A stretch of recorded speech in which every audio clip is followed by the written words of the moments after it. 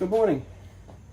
When I was changing my oil the other day, someone was nice enough to comment that I should take a look at my cooling reservoir, or where my antifreeze is. Now that is right here. They said it looked a little low. Okay. I'm not sure exactly where the fill line is in this. I can't really tell, so I'm going to have to do a little bit of research. But in my case, the fluid is right up to the seam right here. Okay, right up to that seam. So I don't see any markings above that that says a fill line, other than there's a range down here with some arrows on it. I don't know if you can see that or not.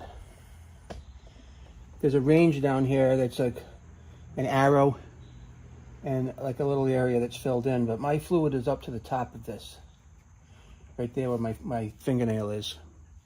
So I don't know. I will send this off to that person and see what they think about it. So I'm not sure exactly where the fill line is, but I'll look it up and make sure it's attended to properly. I also said to take a look at my radiator along the top of the driver's side here, and I don't see anything leaking at all. I don't see anything wet. So that's what I wanted to post today. I don't see anything causing any troubles. No drips, no water, nothing under the front of the vehicle.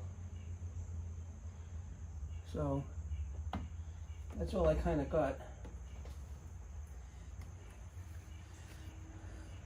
So if you happen to be a Cadillac person, if you can tell me about the level of this tank. I don't know if you can get a good look at it or not. But leave me a comment as far as if you think I should be adding fluid, coolant, and if I should, about where it should go. Thanks a million and have a great weekend. Bye-bye.